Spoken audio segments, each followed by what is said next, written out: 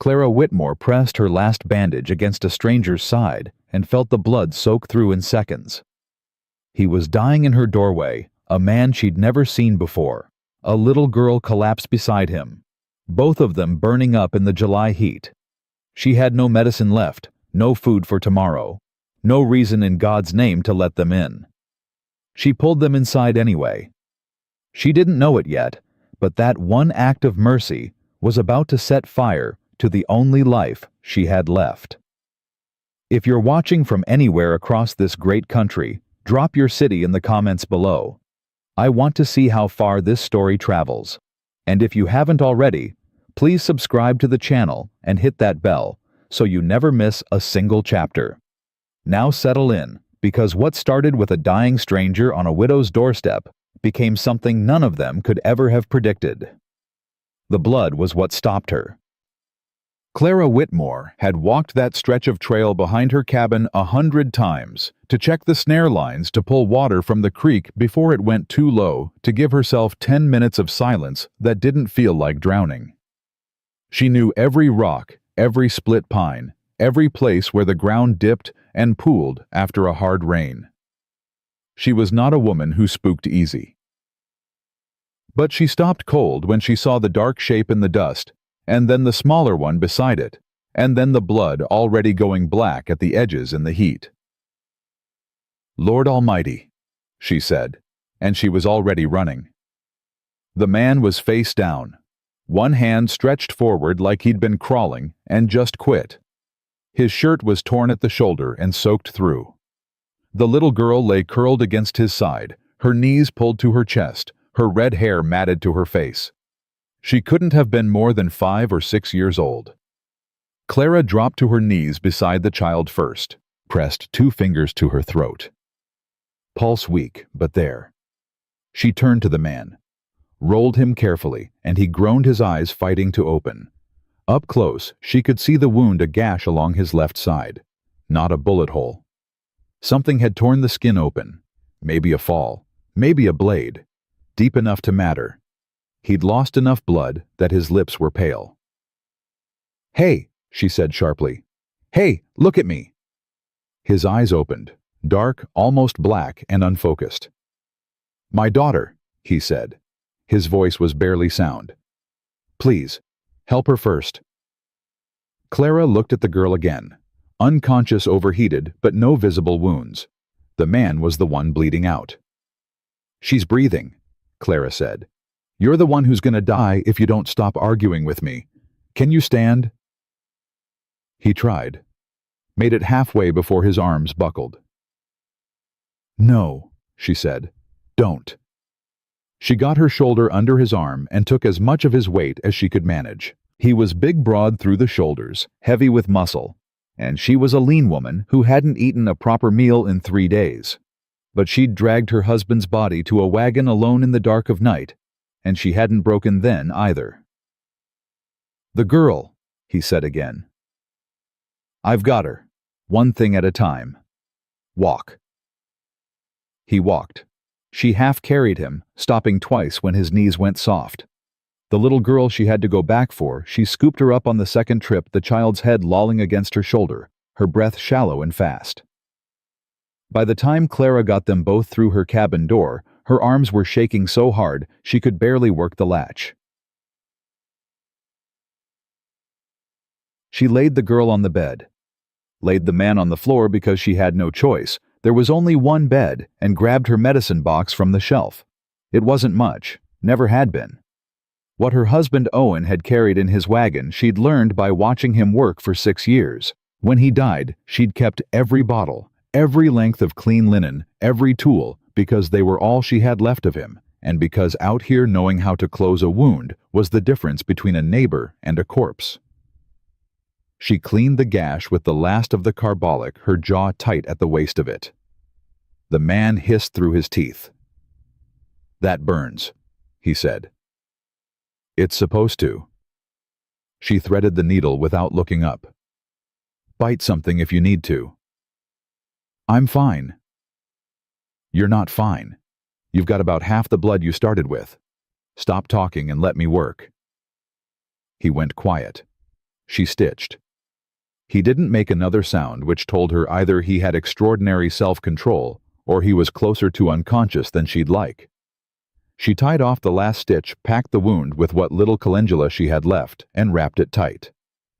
Then she went to the girl. The child's skin was burning. Clara soaked a rag and pressed it to her forehead, her neck, the inside of her wrists. Kept replacing it, kept the water moving, kept talking in a low, steady voice, even though the girl couldn't hear her. Something Owen had taught her, that the body responds to sound, even when the mind is gone. She didn't know if it was true. She did it anyway. An hour passed, maybe more. The man's voice came from the floor, rough and careful. "Is she all right?" "She's hot," Clara said without turning around. "I'm working on it." "What's wrong with her?" "Heat, dehydration. How long have you two been out there?" A pause. "Since yesterday morning." Clara's hand stilled on the rag. Yesterday morning. She turned to look at him. He'd pushed himself up to sit against the wall, his face the color of old ash, but his eyes were clear now, focused on her. "You've been out in this heat since yesterday morning with a child this size and no water." "We had water. We ran out." His jaw tightened. "Our horses bolted in the storm, took everything with them." "Where were you headed?" "Home." Something crossed his face that she couldn't read. "We were coming back from the hills. The girl's mother is buried up there." Clara looked at the child again. The wedding ring was gone from his hand, she noticed. Not recently, the skin where it had been was tanned, even like it had been missing long enough for the sun to catch up. "What's her name?" Clara asked. "Lily." His voice changed, on it went softer and harder, at the same time the way people said the names of things they were terrified of losing. "Her name is Lily." "And yours?" Another pause. Not long, barely a breath. But she noticed it. "Reuben," he said. "Reuben Calloway." The name didn't mean anything to her. She nodded and turned back to Lily. "All right, Reuben Calloway. Lily's going to need water slow and small when she wakes up. You're going to need to stay flat for the next day at least, or you'll tear those stitches. And I need you to tell me the truth about something." "What's that?" "Those horses that bolted." She set down the rag and looked at him straight. "Did they bolt from the storm, or did something spook them?"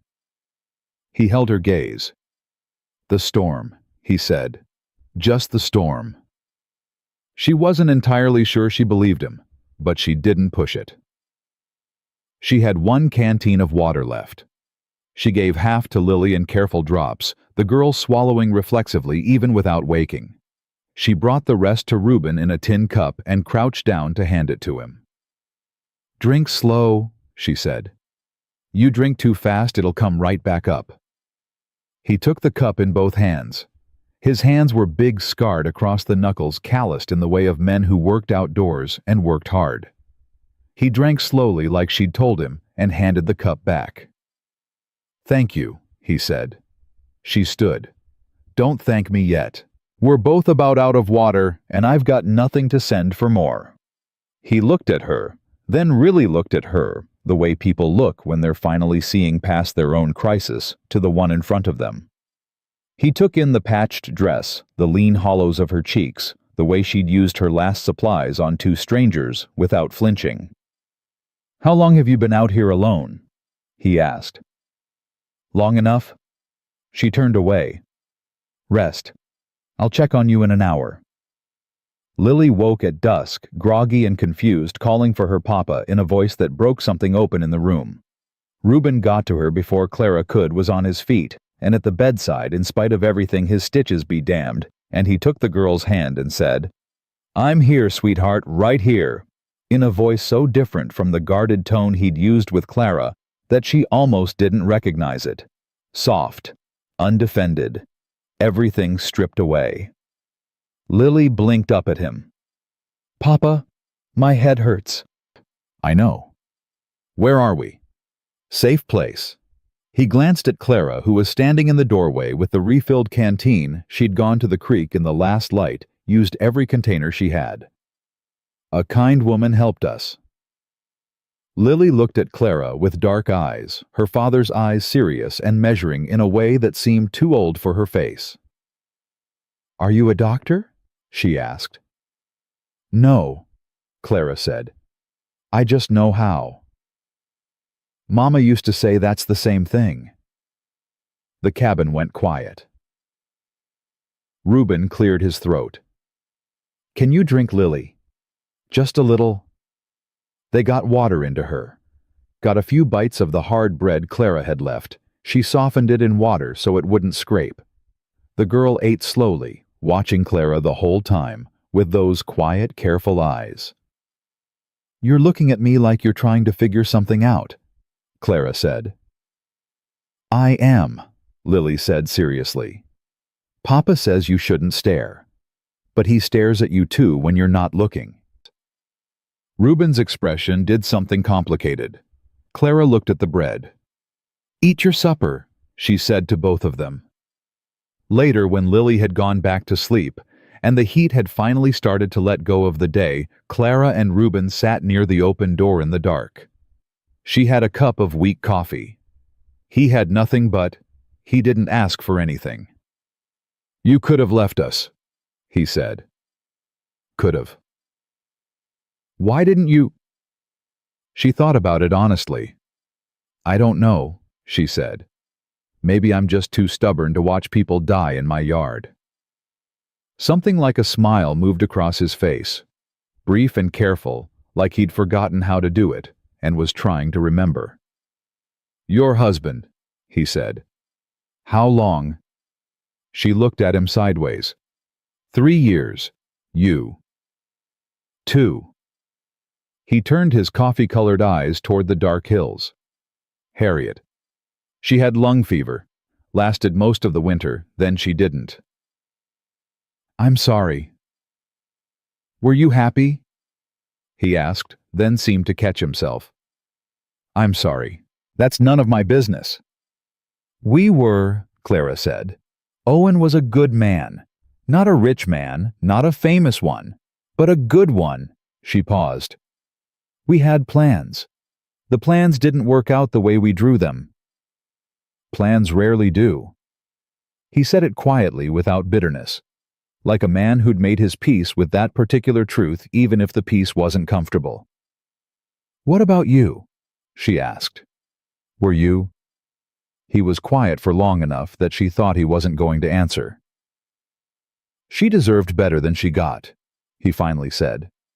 I gave her everything I had. I don't know if that was enough. Clara understood that particular grief, the arithmetic of it. What you gave versus what you wish you'd given versus what was actually possible, and how those 3 numbers never quite match up. They sat in silence for a while. Not an uncomfortable silence, the kind that settles between people who've been through enough to know that words sometimes make things worse. It was Reuben who broke it. I need to be honest with you about something, he said. Clara set down her cup. Something in his tone made the hairs on her arms rise. All right. The ranch I'm going back to. He turned to look at her. Sweetwater Station. It's not a small operation. How not small? He was quiet another moment. 300 horses. Land from the river to the North Pass. I run the relay contracts for the postal circuit through this part of the territory. I've got 40 men working for me. He paused. People know my name out here, Clara. Maybe not your part of the territory, but in Harrow Creek and beyond. She stared at him. Calloway's of Sweetwater, she said slowly. I've heard that name. Probably. She stopped. Reorganized the conversation in her head. The good clothes under the blood and dust. The way he sat like a man who was used to people making room for him. You're that Calloway. I am. He said it simply, without apology or performance. And you didn't think to mention that earlier. I was bleeding on your floor earlier. You had time between the stitches and the coffee. He met her eyes. I wanted to know who you were before you knew who I was. That's a hard thing to do once people know. He said it plainly, and she believed him, which irritated her. All right, she said. So you're a wealthy man, and I dragged you in off the ground. What does that change? Nothing, if I have my way. He looked at Lily sleeping in the bed. But I need to tell you the rest of it, because it might change things for you. Tell me. Harriet had a sister, Sylvia Pratt. Lives in Denver, now married to a Judge Harrison Pratt, District Court. His voice went flat. When Harriet died, Sylvia came to the funeral and told me she was going to take Lily. Said a horse ranch was no place for a girl to grow up. Said I didn't have the... He stopped, chose his words carefully. The refinement to raise a daughter properly. Clara said nothing. She watched his face. I told her no, sent her home. 2 months later, I got a petition filed with the county court. Sylvia is seeking custody. He said the last words like they tasted like poison. She's got her husband, she's got lawyers, she's got every connection money can buy. And I've been trying to keep Lily away from all of it long enough to get a decent lawyer of my own. Is that why you were in the hills? We go up to visit Harriet's grave most months, but this time, yes. I needed to think. Needed to get Lily away from the noise of it. He looked down at his hands. And then the horses went, and it all went wrong. Clara sat very still. Those riders, she said. The ones you said you didn't know. He met her eyes. I don't know those specific men, he said carefully. But I know who sends them. Sylvia Pratt. He nodded once. Clara stood up, walked to the door and looked out into the dark. Stood there long enough to hear the crickets, the creak of the pines, the nothing that passed for silence out here. So they'll come back, she said. Probably by morning. And if they find Lily here, they'll try to take her, claim I'm unfit, that she's been put in danger, that this is proof I can't be trusted with her. His voice was steady, but she heard the thread of fear running underneath it. Sylvia's been building a case. Everything I do gets added to it. Clara turned around. What do you need? He blinked like the question surprised him. What? To fight this, to keep Lily. What do you need? He looked at her for a long moment. I need to get back to the ranch. I've got a lawyer in Harrow Creek, Silas Webb. I need to talk to him before the hearing date. He stopped. I need witnesses. People who've seen me with Lily.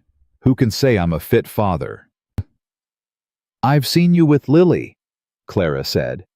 For about 6 hours. But I've seen you. Something shifted in his expression. Clara, you've already done more than... I know what I've done. She crossed her arms. I'm asking what comes next. He shook his head slowly. I can't ask you to be part of this. You don't know these people. Sylvia Pratt and her husband play rough. They've got reach. So do I when I've got reason to use it. She looked at him straight. I lost my husband, and I lost everything we built together, and I've been sitting in this cabin for 3 years telling myself that surviving was enough. It isn't. She paused. That little girl in my bed needs her father. I can see that plain as anything, and I can't unknow it now.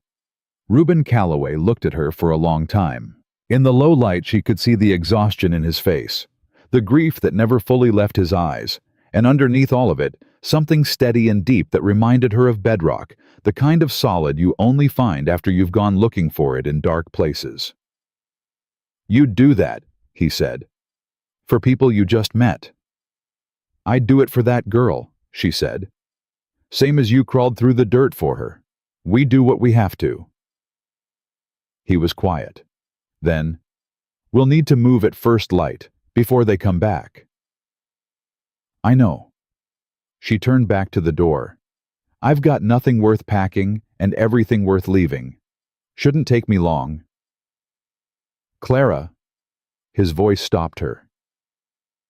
She looked back. I don't know how to repay something like this, he said. Then don't try.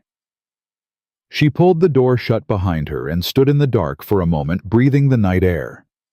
Her hands were steady. Her heart was not. Just be worth it, she said quietly to no one in particular. Inside, Lily slept on. Reuben Calloway sat watch in the dark.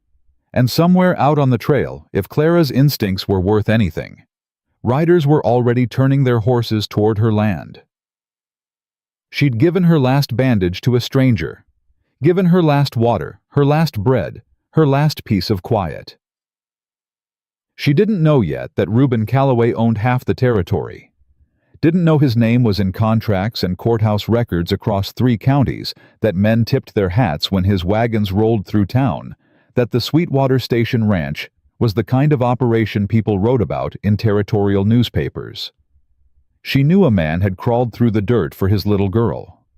She knew a child had asked for her papa before she'd even opened her eyes. And she knew that come morning she was going to have to be ready for whatever came through that door.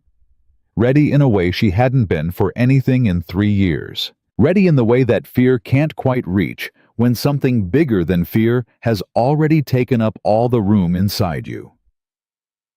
Clara Whitmore went inside, loaded the rifle, and sat down to wait for dawn. Dawn came in gray and cold, the way it does in Wyoming when summer hasn't fully decided to stay.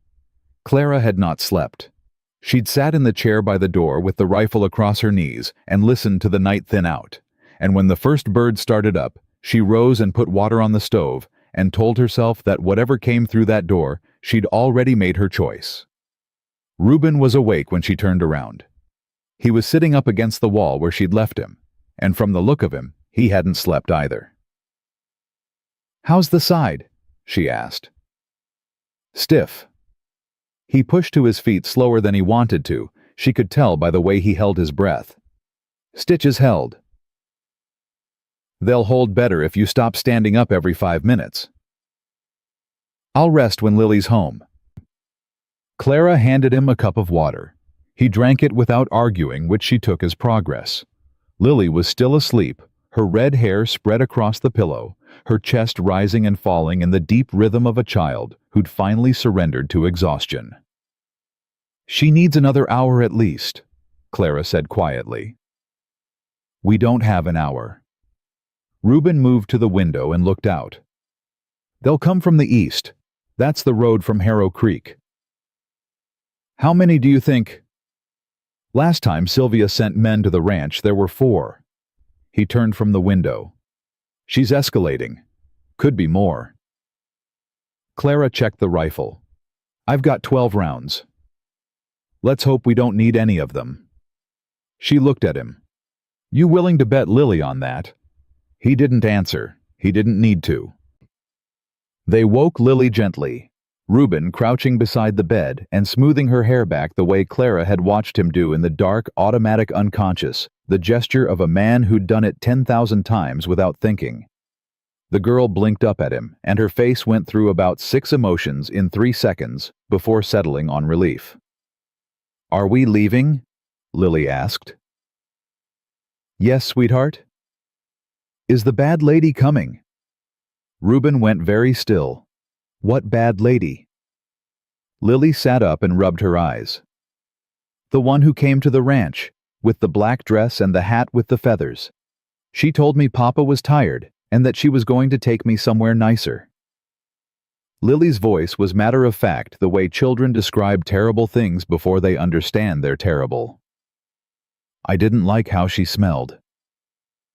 Clara watched Reuben's face do something complicated and painful, and then go flat and controlled again in the space of a breath. "That's Aunt Sylvia," he said carefully. "I know who she is." Lily looked at Clara. "She came when Papa was in the south field. Dot didn't let her in the house, but she stood at the gate and talked to me through the fence." She paused. She said Papa was sad and confused, and that little girls needed mothers.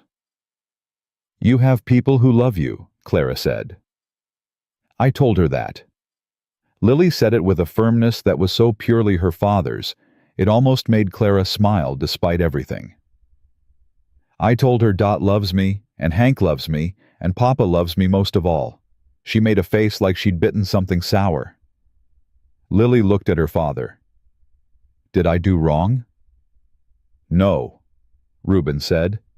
His voice was rough. "You did exactly right." They were out the door 20 minutes later. Clara had packed what she'd told herself the night before, not much because there wasn't much to pack. The rifle, a canteen, a change of clothes rolled in oilcloth, the medicine box because she'd be damned if she left that behind. She locked the cabin door without letting herself think too hard about whether she'd come back to it.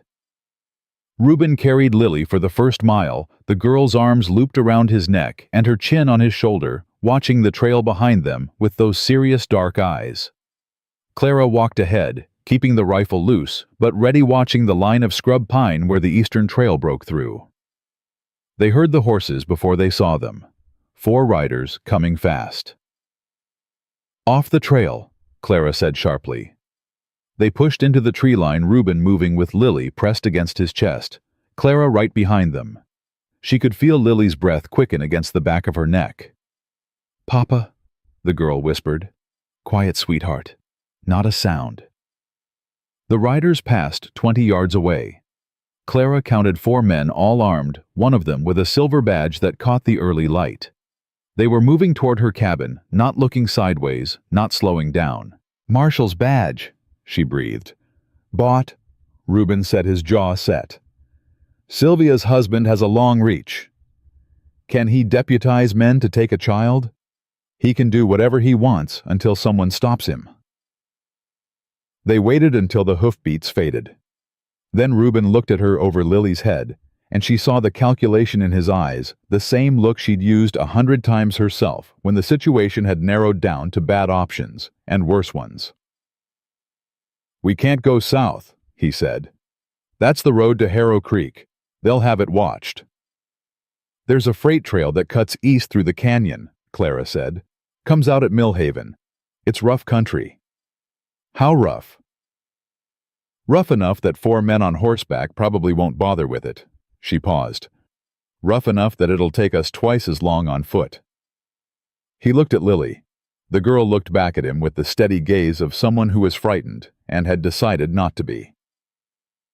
"I can walk," Lily said. "I know you can." He kissed her forehead. "But I'm going to carry you anyway." They moved east. The canyon trail was everything Clara had promised, narrow and steep, the ground broken with loose shale that skidded underfoot and made every step a small negotiation. Reuben's breathing got harder as the climb steepened. His stitches weren't pulling yet, but they would. Clara watched him without appearing to watch him, the way she'd learned to monitor patients who insisted they were fine when they weren't. Lily had fallen into a half-doze against his shoulder by the time they reached the ridge. He set her down against a rock and straightened up slowly. "Let me see," Clara said. "I'm fine." "Reuben." He looked at her. She looked back. He lifted his shirt. The bandage was holding, but there was a thread of red at one edge that she didn't like. She pressed her fingers gently along the stitching, and he didn't flinch, which meant either the pain was manageable or he was too stubborn to show it. Possibly both. "It's not tearing," she said, "but we need to slow down. We need to keep moving. You pass out on this trail, and I cannot carry you and Lily both, so we slow down." She held his gaze. "That's not a suggestion." A muscle worked in his jaw. "All right," he said. 15 minutes. They sat on the ridge. Lily woke up fully and asked for water and got it, and then she crawled into Clara's lap without asking permission, and tucked her head under Clara's chin, and Clara's arms went around her before she'd made any decision about it. Reuben watched them. He said nothing. "Tell me about Dot," Clara said, because the silence needed filling, and because she'd been curious since Lily mentioned the name. Dorothea Mercer, he said. Been with the family since before I was born. She ran my mother's household and then she ran mine. His voice softened. When Harriet died, Dot's the one who held everything together. Held me together, if I'm being honest. He paused. She's going to be out of her mind worried. She'll see you soon. If we make Millhaven by nightfall. We'll make it. Clara said it with more certainty than she felt. But certainty was sometimes the most useful thing you could offer a man who was starting to run low on it. Lily stirred against her chest. Miss Clara, she said in the drowsy voice of someone surfacing from a dream. Right here. Are you coming to our ranch? Clara looked at Reuben. He looked at the horizon. For a while, Clara said carefully. Good, Lily settled again. It's nicer than your cabin, no offense. Despite everything, Clara laughed. It surprised her, surprised Reuben too by the look on his face. The sound of it in that quiet, hard place felt almost wrong, and then felt exactly right. None taken, Clara said. They reached Millhaven 2 hours past midday. It was a small settlement, a way station, a feed store, a livery with 3 stalls, and a fourth that looked like it was losing its argument with gravity. A woman in a stained apron watched them come in from the way station door with the squint of someone who'd seen enough hard-luck arrivals to stop being surprised by them. Clara let Reuben do the talking. 3 horses, he said, and whatever you can sell me in the way of food and water. The woman's eyes moved over them. Reuben's torn shirt, Clara's rifle, Lily's small, serious face. You coming from the canyon trail? We are. Horses bolted in the storm. She said it like she'd heard it before. Something like that. Reuben reached into his boot and produced a fold of bills that made Clara's eyebrows go up before she could stop them. He counted out enough to make the woman's expression change entirely. I can do 3 horses, she said. Give you an hour to rest inside before you go. 30 minutes, Reuben said. 30 minutes, and I'll throw in a saddle blanket. Done. They went inside. The way station was dim and smelled of wood smoke and coffee, which was one of Clara's favorite smells in the world, even on a good day. The woman set out bread and cold beans and a pot of coffee without being asked, and then went to fuss with the horses, and Clara sat down across from Reuben and said, How much money do you carry in your boot? Enough, he said. That's a large enough. He poured himself coffee. I learned a long time ago that the only thing worse than trouble is trouble when you're broke. He set the pot down. My father taught me that. Man started with 11 horses and a piece of land nobody wanted. By the time he died, he had more than he'd ever dreamed of, and he still kept an emergency fold in his boot. A brief pause. Habit. Your father sounds like a practical man. Practical enough. Stubborn as stone, which I apparently inherited. He looked at her across the table. Clara, when we get to the ranch, it's not going to be simple. I didn't expect simple. Sylvia will find out you were with me. She'll twist it. She does that, takes whatever's true and finds the angle that makes it look wrong. His eyes were steady, direct. She'll come for your reputation if she can't come for anything else. My reputation is a widow who lives alone and does rough doctoring in the back country, Clara said. There's not much left to damage. You'd be surprised what a determined woman with a judge for a husband can do with not much.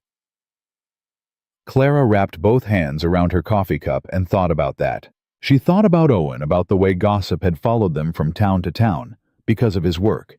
Some people didn't like that. A traveling medicine man charged for his services thought it made him no better than a con artist, regardless of who he'd helped. She knew what it felt like to have your character discussed by people who'd never met you. I've been talked about before, she said. I'm still here. Reuben was quiet for a moment. Then, "Why are you really doing this?" She looked at him.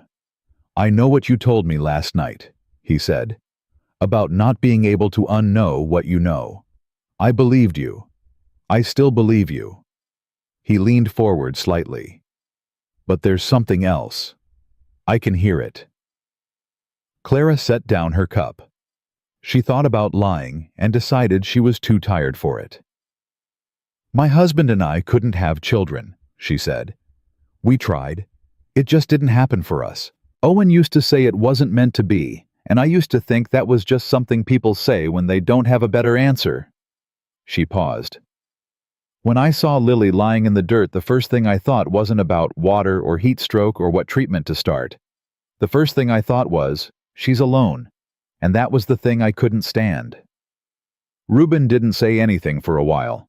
Outside, the woman was leading the horses from the livery, the tack jingling in the quiet. "Owen was a good man," he said finally, not as a question. "The best I knew." "He'd have come out there too," Reuben said it simply, "to help us." "Yes," Clara said, "he would have." They looked at each other across the table, two people who had both loved someone well and lost them, and understood each other completely in that moment without needing to say another word about it. Lily had fallen asleep in the corner on a folded saddle blanket, her mouth slightly open, one small fist pressed against her cheek. "She does that," Reuben said quietly, following Clara's gaze. "Sleeps anywhere. Harriet used to say she'd sleep through the second coming if it started before her nap was done." "She's something your girl." "She's everything." The words were simple and absolute, and he didn't seem embarrassed by them at all. They rode out 30 minutes later, 3 horses and 3 people heading south and west toward Sweetwater Station. The country opened up as they left the canyon behind the land, rolling wide and green along the river bottom, and Clara felt the weight of the last day settle into her bones in a way she hadn't let it while they were still running. She was a long way from her cabin, a long way from the life she'd kept herself in for 3 years, like a stone held under water. She didn't know exactly when she'd decided to let go of it, whether it was when she'd pressed her bandage against a stranger's side, or when a little girl with red hair had crawled into her lap on a mountainside and gone to sleep like it was the most natural thing in the world. Maybe it didn't matter when. Maybe what mattered was the road ahead, and the ranch at the end of it, and the fight that was waiting there with Sylvia Pratt's name written all over it. Reuben rode beside her, Lily in the saddle in front of him, one hand resting lightly on the girl's back. He caught Clara looking and didn't look away. "Whatever happens when we get there," he said, "whatever Sylvia has set in motion, I need you to know something." "What's that?" "You didn't walk into this blind. I told you the truth. Everything I could tell you, I told you." He said it like it mattered to him that she knew. "I'm not a man who asks for things without being straight about the cost." Clara kept her eyes on the trail ahead. "I know that. I just wanted to say it." "You said it." A beat. "Reuben." "Yeah." "Next time you're dying on someone's trail," she said, "maybe lead with your name." He was quiet for a second. Then he laughed real and low and unpracticed, like he'd been storing it up somewhere and hadn't found a reason to spend it in a long time. Lily looked up at him. "Papa's laughing," she announced, apparently for the record. "I noticed," Clara said. "He doesn't do it very much." Lily looked at Clara with those ancient dark eyes. "You should come to the ranch more often." The Sweetwater Station came into view late in the afternoon, buildings and corrals, and the wide shape of the main house against the mountain backdrop, bigger than Clara had imagined, and solid, the kind of solid that takes years to build and means to stand. Ranch hands moved between the structures, and before Reuben had cleared the last rise, one of them saw them and started running. By the time they rode into the yard, there were a dozen people coming out of barns and bunkhouses, and from the main house door came a broad woman with gray hair and quick dark eyes, who took one look at Reuben and Lily and pressed both hands to her face. "Lord in heaven," the woman said. "Lord in heaven, you're alive." "We're alive, Dot," Reuben said, dismounting and catching Lily as she slid down. "We're all right." Dot swept Lily into her arms and held her with the ferocity of someone who had spent the last 2 days convincing herself not to imagine the worst. Over the girl's shoulder, her eyes found Clara's still-mounted rifle across her saddle, watching the reunion with the careful stillness of someone who wasn't sure where she stood.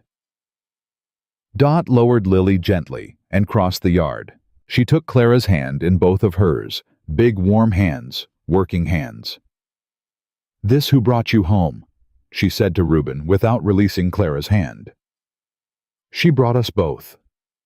Dot looked at Clara for a long moment with an expression that was somewhere between gratitude and the particular sharp assessment of a woman who had protected this family for decades and wasn't about to stop now. "Then you're welcome here," Dot said. "Long as you need, long as you want." She squeezed Clara's hand once hard and let go. "Come inside, all of you, before I have to start crying in front of the men and ruin 40 years of reputation." Clara dismounted, handed the reins to a ranch hand who appeared at her elbow as if from nowhere, stood in the yard of Sweetwater Station with the late afternoon light on her face, and tried to make sense of where the last 24 hours had taken her. She'd left her cabin empty-handed and alone, same as she'd lived for 3 years. She'd arrived somewhere she didn't know with people she'd only just met, carrying nothing but a rifle and a medicine box, and a promise she hadn't quite meant to make. From inside the house, she could hear Lily's voice rising and falling, telling Dot the whole story in the headlong way of Children the Desert, and the horses, and Miss Clara's stitches, and the riders, and the canyon trail, all of it tumbling out in the bright, fearless voice of a child who had been scared and was now safe and wanted everyone to know the difference. Reuben stopped at the door and looked back at Clara. He didn't say anything. He didn't need to. He just held the door open and waited. She went inside. The house was everything the canyon trail wasn't, warm and solid and smelling of wood smoke and something good on the stove, and Clara stood just inside the door for a moment, letting her eyes adjust, letting the stillness of 4 walls settle over her like something she hadn't realized she'd been missing. Dot had already taken charge of Lily, steering her toward the kitchen, with the efficiency of a woman who understood that a child needed feeding before anything else could happen. A man with a gray beard and a bad limp came in through the back. Hank Clara gathered from the way he went straight to Reuben and gripped his hand without a word, and then looked at the bandaged side with the flat expression of someone cataloging damage. "Stitches are good," Clara said from across the room. Hank looked at her. "You do those." "I did." He nodded once, slow, the kind of nod that meant he'd decided something about her. "We sent riders to look for you yesterday," he said to Reuben. "Came back with nothing. I was about ready to ride to Harrow Creek myself and start asking the kind of questions people don't like being asked." "I know." Reuben put a hand briefly on the older man's shoulder. "We got turned around. It's a long story." "Long stories can wait. Short ones can't." Hank dropped his voice. "She's been here, Reuben. While you were gone, came with papers." The room changed. Not visibly, nothing moved, nothing shifted, but Clara felt it the way you feel weather coming before you can see it. "What papers?" Reuben said. It wasn't a question. "Emergency petition. Filed it with the county court 2 days ago. Said your absence with Lily constitutes abandonment and endangerment." Hank's jaw tightened. "Said she had grounds for immediate custody transfer pending your return." "On what authority?" "Judge Pratt signed off on it." Reuben said nothing. He stood very still with his hat in his hands and his eyes doing something behind them that Clara recognized as a man taking a blow and deciding how to stand up from it. "Silas Webb," he said finally.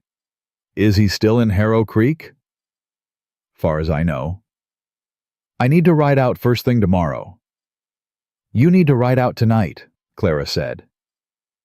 Both men looked at her. She hadn't meant to say it that loud, but she didn't walk it back. Every hour you wait is an hour Sylvia's petition sits unopposed, she said. You know her. You know how she works. She'll have people watching the road. By tomorrow morning, she'll know you're back and she'll move before you can. Hank looked at Reuben. She's not wrong. Lily needs to rest, Reuben said. Lily can rest here, Clara said. With Dot and Hank and every ranch hand on this property. You go to Harrow Creek, you talk to your lawyer tonight, and you come back with a plan before that woman has time to set hers in motion. She met his eyes.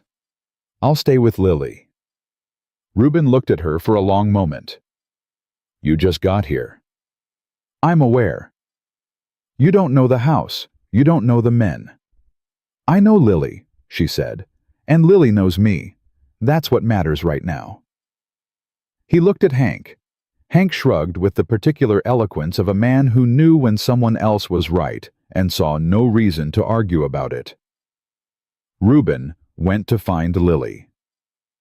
Clara heard them in the kitchen, his low voice, the girl's quick one, the sound of Dot moving plates around in the diplomatic way of women who know when to make noise so they don't have to hear something hard. After a few minutes, Reuben came back out with Lily at his side, the girl's hand in his. Papa has to go to town, Reuben told her. Tonight, to talk to Mr. Webb. Lily looked up at him. About Aunt Sylvia. Yes. Is Miss Clara staying? She is, if that's all right with you. Lily considered this with the gravity of someone being asked a genuinely important question, which was exactly what it was. Then she looked at Clara. You'll be here when I wake up? She asked. I'll be here, Clara said. Okay. Lily squeezed her father's hand once, then let go. Go then, Papa. Don't let Mr. Webb talk too slow. He does that. Reuben made a sound that was almost a laugh. He crouched down and pulled Lily into him. Held her for a moment, with his face pressed to her hair, and Clara looked at the floor, because some things weren't meant to be watched. He was gone within the hour, Hank riding with him, and two trusted hands behind them.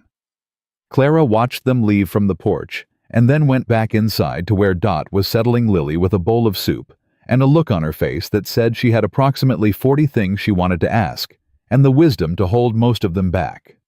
You can ask, Clara said, sitting down across the table from her. Dot set a bowl in front of Clara too. Eat first. Questions after. Clara ate. The soup was good, better than anything she'd had in weeks, and she was hungrier than she'd let herself acknowledge on the trail. Lily ate half her bowl and then fell asleep sitting up, which apparently was not unusual, because Dot lifted her with the practiced ease of someone who'd done it 100 times and carried her upstairs without breaking stride. She came back down and sat across from Clara with a cup of coffee and the expression of a woman who had waited long enough. How bad is it? Dot asked. The real answer. The wound is clean. Infection risk is low if he keeps it dry. Clara wrapped both hands around her bowl. He'll be stiff for a week. Shouldn't ride hard, but he will anyway. Not the wound, Dot said. The other thing. Clara looked at her. Sylvia Pratt has a petition in front of a judge who shares her last name. Reuben's been gone for 3 days with no way to send word, and she's been here while he was gone establishing a record. She paused. That's the real answer. Dot was quiet for a moment. How'd you end up in the middle of it? They were on my trail. I brought them in. That's the how. That's not the why. Clara looked at this woman, this broad, steady, sharp-eyed woman who had held this family together through things Clara could only guess at, and decided that honesty was the only currency worth spending. I couldn't leave them, she said. I tried to think of a reason, and I couldn't find one. Dot studied her. Owen Whitmore's wife, she said slowly. I heard of Owen Whitmore. He came through Harrow Creek once years back, fixed a boy's arm that the town doctor had already given up on. Clara blinked. That sounds like him. He was a good man. Dot said it simply as a fact. And you're his widow, and you've been sitting alone in that cabin for 3 years, and you pulled my family out of the dirt and brought them home. She picked up her coffee. The why makes enough sense to me. They sat together in the quiet house while the night pressed in around it, and Clara felt something she hadn't felt in so long she almost didn't recognize it, the particular ease of being in a place where someone was glad you were there. She was almost asleep in the chair when the dog started barking. She was on her feet with the rifle before she was fully awake, crossing to the window in the dark. Outside in the yard, one of the ranch hands was moving toward the gate, lantern in hand. A rider had come in from the south road, not galloping, walking the horse in deliberate and calm, in the way of someone who wants to be seen as non-threatening. Clara went to the door. Stay inside, she said over her shoulder to Dot, who was already in the hallway with a shotgun and an expression that suggested she hadn't needed to be told. The rider was a woman. Even in the lantern light, even at this distance, Clara could see the expensive cut of the riding coat, the straight-backed posture of someone accustomed to being looked at and wanting to control what people saw. She dismounted before anyone offered to help her, handed her reins to the ranch hand like it was his natural function, and walked toward the house. She stopped when she saw Clara in the doorway. You must be the woman from the trail, she said. Her voice was smooth and practiced, the kind of voice that knew exactly what it was doing. I'd heard Reuben had company. Mrs. Pratt, Clara said. Sylvia Pratt was younger than Clara had expected, mid-30s, dark-haired, with her dead sister's eyes and a face that had learned to use them for entirely different purposes. She wore grief, like other women wore jewelry, decoratively, selectively, to be noticed. Where is my brother-in-law? Sylvia asked. Not here. And my niece? Asleep. I'd like to see her. It's past 9 o'clock, Clara said. She's a 6-year-old child who spent the last 2 days in the desert. She's sleeping. Sylvia's expression didn't change, which was itself a kind of expression. You're the one who found them. I am. And now you're staying in the house. She tilted her head slightly. Alone with Lily while Reuben is conveniently absent. I'm staying in the house at Reuben's request to care for his daughter, Clara said. There are 8 ranch hands within shouting distance, a housekeeper inside, and you're standing at the gate at 9 o'clock at night without an invitation. So I'll ask you plainly, Mrs. Pratt, what is it you actually want? Something shifted behind Sylvia's eyes. Not anger exactly, more like recalculation. I want to make sure Lily is safe, she said. Lily is safe. You'll forgive me if I don't take a stranger's word for that. You can take it or leave it, Clara said. Either way, Lily's not coming to the door tonight. Sylvia took one step forward. I have a court order. That authorizes a welfare check during reasonable hours with proper notice, Clara said. She had no idea if that was precisely true, but she said it like she did, which was usually most of the work. Come back tomorrow, with your paperwork, during the day. Sylvia looked at her for a long moment, the full measuring look of a woman who was trying to find the angle and hadn't found it yet. You're very composed, Sylvia said finally, for a woman who arrived here this afternoon with nothing but a rifle and a saddlebag. I've had a long day, Clara said. I'm saving the falling apart for later. Sylvia almost smiled. Almost. Reuben doesn't keep women around, she said, and the way she said it was designed to land like a stone in still water. Not since Harriet. I find it interesting that he's found one so quickly. She paused. I do hope you understand the position you're putting yourself in. Associating yourself with a man in a custody dispute, making enemies of people with influence, that's a difficult place to be for someone with no family, no property, no standing. I've been in difficult places before, Clara said. "I'm still here." Sylvia studied her one more moment. Then she turned and walked back to her horse with the unhurried certainty of someone who believes the final word is always hers, eventually just sometimes delayed. "Tell Reuben I'll see him in court," she said without looking back. "And tell him to bring the child. The judge will want to see her." She rode out. Clara stood on the porch until the lantern light from the yard was the only light left, and then she went inside and leaned against the closed door and let out a breath that had been waiting a long time to leave. Dot appeared from the hallway. "I heard most of that," she said. "I figured." "You did well." "I stalled her," Clara said. "That's different from doing well." Reuben came back before dawn, gray-faced and quiet in the way of a man who has received bad news and had several hours to make his peace with it. He came into the kitchen where Clara was already up and the coffee was already hot, and he sat down and looked at the cup she pushed toward him like it was the only solid thing in the room. "Silas Webb is a good lawyer," he said. "He told me that before he told me everything else, which means everything else is bad." "Tell me." "The petition has legs. Judge Pratt can't preside conflict of interest, so it's been assigned to Judge Aldous Cray." He wrapped both hands around the cup. "Cray is fair. Silas says that much. But fair doesn't mean friendly. The hearing is in 4 days." 4 days. Sylvia has 3 witnesses lined up. Women from Harrow Creek Society who will testify that a horse ranch is no environment for a young girl. A doctor who treated Lily for the heat sickness. She found out about the heat sickness already. She has sources in Mill Haven apparently. His jaw tightened. The doctor will testify about the severity of it, that Lily was in serious danger, that it constitutes a pattern of neglect. It was an accident caused by a storm. I know that, you know that. Sylvia's lawyer will say that a responsible father doesn't take a 6-year-old girl into remote territory without adequate preparation. He set the cup down. And the worst part is, Silas thinks a jury might agree.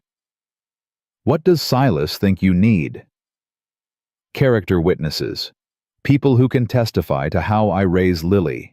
The daily reality of it, not the exceptional day. He looked at the table. Dot will speak. Hank will speak. Mrs. Patterson, the teacher who comes out from Harrow Creek, she'll speak. But Sylvia's lawyer is going to go after all of them. Say they're paid. Say they're loyal. Say they have a stake in the outcome. They do have a stake, Clara said. That doesn't make them liars. No, but it gives the lawyer something to work with. He paused. Silas said the strongest witness would be someone independent, someone with no financial connection to the ranch, someone who came to this without any reason to lie for me.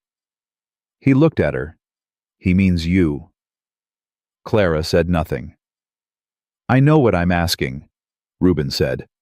I know you came here to help Lily, and I know that somehow turned into standing on my porch in the dark, telling off Sylvia Pratt, which Hank told me about, and which I imagine was something to see. The ghost of something moved across his face. But this is a courtroom, Clara. Sylvia's lawyer is going to ask you hard questions about who you are and why you're here, and what your relationship is to this family. He's going to try to make you look like an opportunist. Let him try. It won't be comfortable. I didn't come here for comfortable. Clara. He said her name like he was trying to slow something down. You have to understand, once you stand up in that courtroom for me, you're in this. Sylvia doesn't forgive. She doesn't forget. If we win, she'll look for another way to come at me, and she'll include you in that. He held her gaze. You'd be making an enemy of a powerful woman for the sake of a family you met 4 days ago. Clara thought about Sylvia Pratt, standing at the gate in the dark, smooth and deliberate, talking about Clara's lack of standing, like it was something to be ashamed of. She thought about Lily sleeping upstairs, one small fist pressed to her cheek. She thought about Owen, who had made enemies of comfortable people his whole career, and never once seemed to regret it. 4 days is long enough, she said, to know what's right. Reuben looked at her across the table in the early morning quiet, and she could see him trying to find the argument that would talk her out of it and coming up empty. "Silas will want to talk to you today," he said finally. "Tell him to come before noon. I want to check your stitches first." Silas Webb arrived mid-morning, a lean man in his 50s with sharp gray eyes and the unhurried manner of someone who'd learned that rushing made lawyers look nervous and nervous lawyers lost cases. He shook Clara's hand with the firm grip of a man who had decided something about her before he walked through the door, and she suspected Reuben had said things to him that she hadn't been told about. They sat in the main room and Silas asked his questions methodically, working through the timeline from the trail to the cabin to the canyon to the ranch, writing in a small notebook with a pencil he sharpened twice during the conversation. Clara answered everything directly. When he'd gone through it all, he set down his pencil. "Here's the problem," he said, and he said it to both of them, which Clara appreciated. "The facts are in our favor. Any reasonable person hears this story and understands that Reuben is a devoted father who had a bad run of luck and a good woman helped him out of it." He paused. "But Marcus Eldridge, that's Sylvia's lawyer, he's not going to argue the facts. He's going to argue the picture. And the picture right now is a widower with a custody problem and a woman he barely knows living in his house." "I'm not living in his house," Clara said. "I'm temporarily." "Mrs. Whitmore." Silas's tone was gentle but firm. "You slept here last night. You'll sleep here tonight. You're caring for his daughter. In the eyes of Harrow Creek society, that is a woman living in a man's house, and Eldridge will use it." The room was quiet. Reuben was looking at the floor. "There's a way to take that weapon away from him," Silas said. He said it carefully in the way of a man who had thought about how to say something difficult, and still wasn't sure he'd figured it out. "It would have to be your choice, both of yours, freely made and clearly understood." Clara looked at him. "Say it straight, Mr. Webb." Silas looked at Reuben. Reuben looked up from the floor. Something passed between them, the look of two men who had already discussed this, and one of them wasn't sure it was right to raise it. "A legal marriage," Silas said, "would give Mrs. Whitmore standing as Lily's stepmother. It would answer every question Eldridge tries to raise about impropriety. It would show Judge Cray a stable household with two parents rather than a single father and a woman of uncertain attachment." He set his pencil down. "It would also," he added quietly, "make it considerably harder for Sylvia to argue that Lily has no female influence." The word marriage sat in the middle of the room like something that had been dropped, and nobody was sure yet whether it had broken. Clara looked at Reuben. He was looking at her, and his expression was the most unguarded she'd seen it. No performance in it, no strategy. Just a man who was afraid and trying not to ask for something he had no right to ask for. "It would be on paper," he said.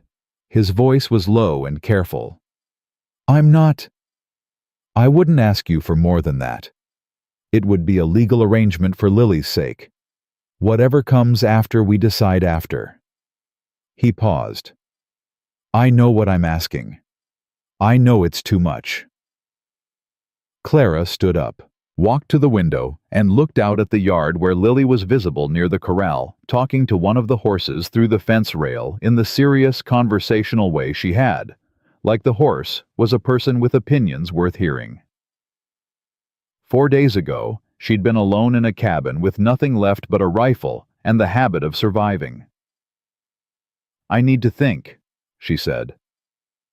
"Take whatever time you need," Reuben said.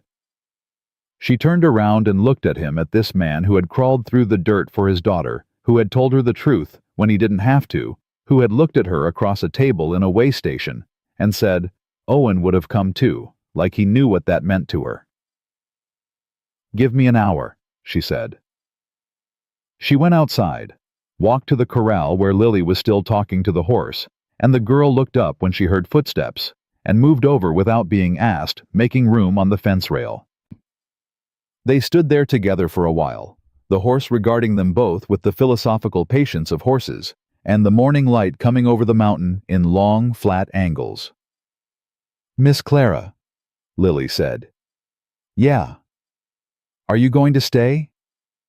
Clara looked at her, at the red hair and the dark eyes and the small, serious face that had crawled into her lap on a mountainside and gone to sleep like it had always been the right place to be.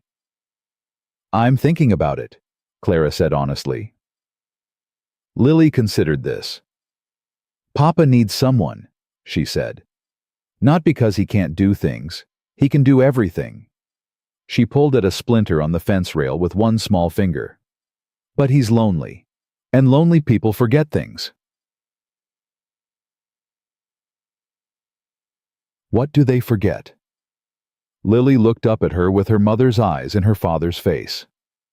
"That they're worth staying for," she said simply.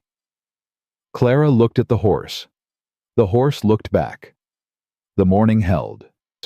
She thought about Owen and what he would have said. She thought about the cabin she'd locked behind her without knowing if she'd come back to it. She thought about Sylvia Pratt at the gate in the dark, smooth and certain that Clara had nothing and nobody and nowhere to stand. "Your papa and I need to talk," Clara said finally. Lily nodded like this was the answer she'd expected. "I know," she said. "I'll stay here with Bright." She patted the horse's nose. "Take your time." Clara found Reuben on the porch. He stood up when he saw her face. She stopped in front of him and looked at him straight the way she'd looked at him that first night in the cabin when she'd told him to drink slow or it would come back up direct and without apology. "I have conditions," she said. He went very still. "All right." "It's an arrangement. We're clear on that from the beginning, so there's no confusion later." Clear. When the hearing is done and Lily is safe, we decide together what it means going forward. You don't owe me anything, and I don't owe you anything past what we agree to right now. Agreed. And Reuben. She held his gaze. If this goes wrong, if Sylvia finds a way to twist it, if the judge rules against you, if everything falls apart, I don't disappear. I stay, and I fight. That's what I'm agreeing to. She paused. Not just the courtroom, all of it. He looked at her for a long moment. The morning light was in his eyes, and she could see the grief in them, and the hope in them in equal measure, the two things that had lived together in his face since the first time she'd seen it. "I know," he said quietly. "I know that's what you're agreeing to." "Then we're agreed." He held out his hand. She shook it. His grip was firm and steady, and he held it 1 second longer than a handshake required, and she let him. From the corral, Lily called out, "Did she say yes?" Reuben looked at Clara. Clara looked back. "She said yes," he called. "Good," Lily shouted with the decisive satisfaction of a child whose plan had worked. "I told Bright you'd say yes." They were married 2 days later in the main room of Sweetwater Station, with Silas Webb as witness, and Dot standing beside Clara, with her hands folded and her jaw set in the particular way of a woman who has opinions about the circumstances and has chosen to keep them for later. The circuit preacher was a man named Father Connolly, older than the hills, and twice as weathered, who had married and buried half the territory without ever seeming surprised by the conditions under which either occurred. He shook Reuben's hand and Clara's hand and looked between them with clear blue eyes that saw considerably more than they let on. "You understand what you're entering into," he said. It was not quite a question. "We do," Reuben said. Father Connolly looked at Clara. "We do," she said. He nodded once and opened his book. Lily stood between them through the whole thing, one hand in her father's and one tucked into Clara's. And when Father Connolly said the words that made it legal, she looked up at Clara with an expression of such uncomplicated satisfaction that Clara had to fix her eyes on the middle distance for a moment, to keep her face arranged properly. Reuben spoke his vows in a steady voice. Clara spoke hers the same way, meaning every word, conscious of exactly what each word meant and what it didn't. Holding the distinction carefully in the way of a woman who has learned that honesty is the only foundation that holds under pressure. When Father Connolly pronounced them married, Reuben looked at her with those dark eyes, and she looked back, and then he leaned in and pressed a brief, careful kiss to her cheek, his hand light on her arm. "Thank you," he said quietly for the second time since she'd known him. "Stop thanking me," she said. "It doesn't suit either of us." Dot made a cake. Hank produced a bottle of something from a locked cabinet that he wouldn't explain the origin of. The ranch hands who'd been told came through the kitchen one by one, hats in hand, to offer their congratulations with the reserved warmth of men who were glad of something and didn't have the vocabulary for it. Lily ate 2 pieces of cake and fell asleep at the table, and Reuben carried her upstairs without waking her. When he came back down, the house had quieted. Dot had retired. Hank had gone back to the bunkhouse. Father Connolly had ridden out an hour ago. The papers were signed and witnessed and filed with Silas, who would present them in court the following morning. Clara was washing the dishes when Reuben came back into the kitchen. He stopped in the doorway. "You don't have to do that," he said. "I know I don't." She kept washing. "It gives me something to do with my hands." He came in and picked up a dishcloth and dried what she washed without being asked, and they stood side by side in the quiet kitchen for a while, and Clara thought that this was perhaps the most honest version of marriage she'd ever seen. 2 people standing at a sink, no performance required. "Nervous?" he asked. "About tomorrow." "About all of it."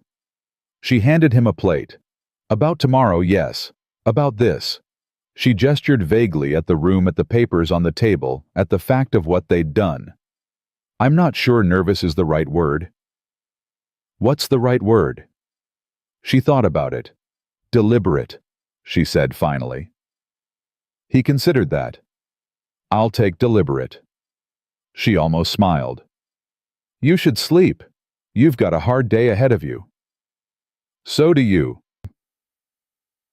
"I sleep fine," she said, which was mostly true, except for the part where she lay awake thinking about things that didn't help. "Go, I'll finish up here." He put down the dishcloth and stood for a moment longer than necessary, and she was aware of him in the particular way you become aware of people when there's a new kind of weight between you. Then he said goodnight and went upstairs, and Clara finished the dishes alone, and then sat at the kitchen table with the lamp burning low, and thought about Owen. She didn't do it with guilt, the way she might have expected.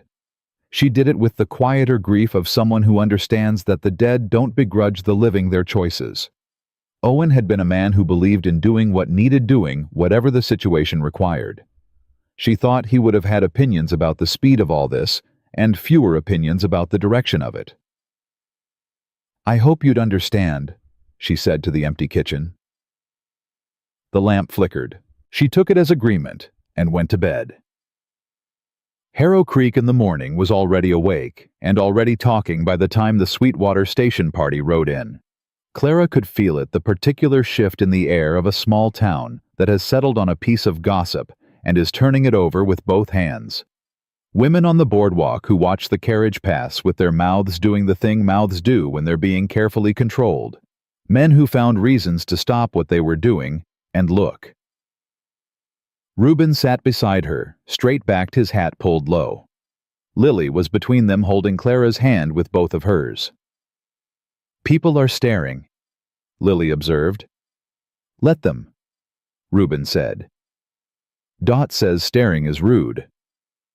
"Dot's right," he said. "But we can't control other people's manners, only our own."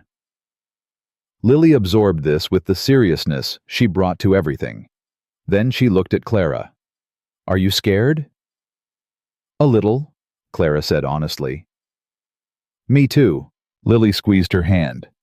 "But you came to the canyon trail, and that was scarier than a courtroom." "It was," Clara agreed. "You're a smart girl." I know, Lily said without any particular vanity about it. The courthouse was a two-story brick building at the end of the main street, solid and official, in the way of buildings designed to remind you that what happens inside them carries weight. Silas was waiting on the steps with his notebook and his sharp gray eyes and the expression of a man who has reviewed everything twice and found 3 things he doesn't like but can't change. He shook Reuben's hand and Clara's hand and looked at the marriage certificate Reuben produced. "Judge Cray will see this as what it is," he said quietly. "He's not a fool. But it changes the picture, and changing the picture is what we need." He tucked the document into his case. "Eldridge is going to come at Mrs. Calloway hard. Clara." He used her new name deliberately, Clara noticed. "Clara. Practice. He'll question the timing, the circumstances, your motives. You stay calm, you answer what's asked, and you don't add anything extra." "I know how to answer questions," Clara said. "Eldridge is good at making people forget that." He looked at her seriously. "He's going to try to make you angry. Angry witnesses say things they shouldn't." "I've been talked down to by better than Marcus Eldridge," Clara said. Silas held her gaze for a moment. Then something in him relaxed almost imperceptibly. "All right," he said. "Let's go." Sylvia Pratt was already seated when they entered the courtroom. Her lawyer beside her and 3 women Clara didn't recognize, arranged behind her in a row, like a wall of respectability.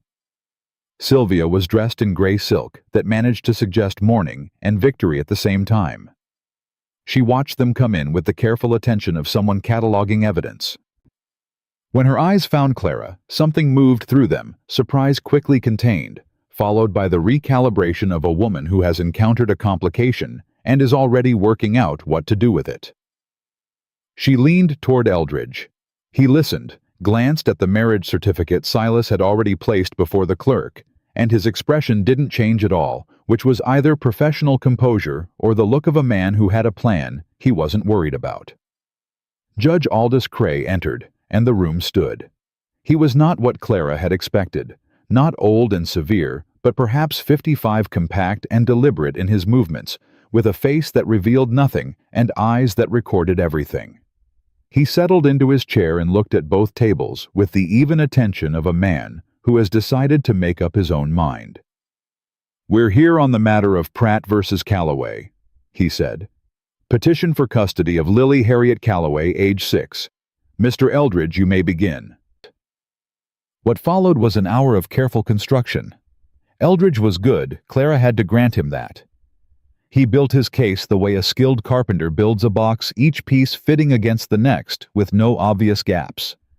He called a woman from Harrow Creek Society who testified in a soft, sorrowful voice that she'd observed Lily at several public functions, and the child seemed withdrawn, uncertain, clearly lacking the female guidance appropriate to her station. He called the doctor from Millhaven who described the heat sickness with clinical precision and used the word severe 4 times. He called a minister who had visited the ranch once for a funeral and had opinions about the environment. Silas cross-examined each witness with the quiet patience of a man pulling threads. The society woman admitted she'd spoken to Lily twice. The doctor acknowledged that heat sickness in a child who was promptly and competently treated had an excellent prognosis. The minister conceded that his single visit had been 3 years ago. Then Eldridge stood and said he had some questions about the most recent development in the case, and the temperature in the room shifted. He produced the marriage certificate and held it up. "Mr. Calloway," he said, turning to face Reuben at the respondent's table, "is it accurate that you married a woman named Clara Whitmore 4 days ago?" 2 days ago, Reuben said, "and her name is now Clara Calloway." 2 days ago. Eldridge repeated it for the room. 4 days after returning from an excursion during which your daughter nearly died, you married a woman you had known for less than 1 week. I married a woman who saved my daughter's life and whose character I had ample opportunity to observe under considerable pressure, Reuben said. His voice was even. A man learns more about a person in 4 days of genuine hardship than in 4 years of pleasant acquaintance. Eldridge didn't react to that. He simply moved on, which was its own kind of response. "And where is your new wife residing?" "At Sweetwater Station." "In your home?" "It's her home now," Reuben said. "That's what marriage means." There was a murmur through the courtroom. Judge Cray didn't react. Eldridge called Clara to the stand. She walked to the witness box and sat down and looked at the room, at Silas, steady and watchful at the respondent's table, at Reuben, whose hands were flat on the table in the deliberate way of a man keeping them still by decision, at Lily sitting beside Dot in the front row of the gallery with her hands folded in her lap and her dark eyes fixed on Clara with an expression that was equal parts trust and prayer. Eldridge approached. "Mrs. Calloway," he said with the faint emphasis of a man who finds the title interesting. "Prior to meeting Reuben Calloway, what was your occupation?" "I provided medical care to people in my area who needed it," Clara said. "I also managed my property and maintained my household." "You were a widow living alone on a small property in the back country." "That's a description of my circumstances, not my occupation." Eldridge continued without acknowledging her. "Your late husband was a traveling medicine man." "My late husband was a medical practitioner who served rural communities that had no other access to care." "He had no formal medical license." Formal licensing required access to institutions that didn't exist in the territories. Many of the best doctors I've known learned their work the same way Owen did from doing it. Eldridge paused just briefly. Clara had the sense she'd answered faster than he'd expected, and he was adjusting. "When you found Mr. Calloway and his daughter on your property," he said, "were you aware of who he was?" "No." "You had no knowledge of Sweetwater Station or the Calloway family holdings?" "None." "And yet within 4 days you agreed to marry him?" "Within 4 days I had direct continuous observation of how he treated his daughter under conditions that reveal character completely," Clara said. "When a man has nothing left, no water, no food, no horses, no help, and he still puts the child before himself, that tells you everything you need to know about him." "Or," Eldridge said pleasantly, "it tells a woman in difficult financial circumstances everything she needs to know about his land holdings." "Objection," Silas said. "Withdrawn." Eldridge hadn't stopped looking at Clara. "You have no property of your own now. Your cabin and its contents." "I left them." "You left your only home to move into a wealthy man's house within days of meeting him." "I left a place I'd been surviving in to be part of a family worth fighting for," Clara said. "Those are different things." "Are they?" He smiled slightly. "Mrs. Calloway, are you in love with my client? Pardon me, with the respondent?" The room stilled. Clara looked at Reuben. He was looking back at her, and his face was the most unguarded she'd ever seen it in public, all the careful blankness gone, just the man himself waiting. She had promised herself honesty. She had promised herself she wouldn't perform for a courtroom. And sitting in that witness box with Lily watching her from the front row, Clara found that honesty and performance happened to require the same answer. "I married him because Lily needed a mother, and he needed a partner, and I'd stopped giving myself reasons not to live fully," she said. "Whether that's love or the beginning of it, or something that doesn't have a name, yet I couldn't tell you exactly. What I can tell you is that I meant every word I said to that preacher, and I will be in that child's life for the rest of mine. That's not the behavior of a woman after property. That's the behavior of a woman who has found something worth staying for." The courtroom was very quiet. Eldridge looked at her for a moment. Then he said, "No further questions," and sat down. Silas stood. I have one question for this witness, Your Honor. He approached the stand. Mrs. Calloway, in the time you spent with Lily Calloway before this hearing in your cabin on the trail at Sweetwater Station, what did you observe about the relationship between Lily and her father? Clara didn't hesitate. He never once put himself before her, not when he was bleeding, not when he was exhausted, not when he was afraid. His first thought was always her welfare. His second thought was her welfare. I'm not sure he had a third thought that wasn't connected to the first two. She paused. I have spent most of my adult life watching people care for others because that was my husband's work, and I worked alongside him. I know the difference between someone performing love and someone living it. Reuben Calloway lives it, every day, in the small things that no one's watching. Silas nodded. Thank you, he said. No further questions. Clara returned to her seat. Lily reached across the gallery rail and briefly, fiercely grabbed her hand. Silas called Dot, who testified with the blunt precision of a woman who has no patience for theater and absolute confidence in the truth. He called Hank, who said less, but said it with the weight of a man who has known someone for 20 years and will stake his word on what he knows. He called Mrs. Patterson, the teacher who described Lily's intellectual development with professional specificity and personal warmth. Then Judge Cray said he would like to speak with Lily. Dot brought her forward. The girl stood before the judge's bench without fidgeting her hands at her sides, her dark eyes level and clear. Lily, Judge Cray said, his voice dropping to something gentler than he'd used with the adults. Do you understand why we're all here today? Yes, sir, Lily said. Aunt Sylvia wants to take me to live with her. And how do you feel about that? Lily considered it with the seriousness she gave everything. Aunt Sylvia's house has more rooms, she said. And she has a piano. I've never played piano. In the front row, Sylvia's expression shifted toward something close to hope. But, Lily continued, Aunt Sylvia looks at me like I'm something she wants to win. Papa looks at me like I'm the reason he gets up in the morning. She paused. And Miss Clara? Mama, Clara? She looks at me like I matter even when I'm not doing anything special. She tilted her head. I know the difference. Mama taught me before she died. She said the way people look at you when you're not performing is the truest thing about them. The courtroom was absolutely still.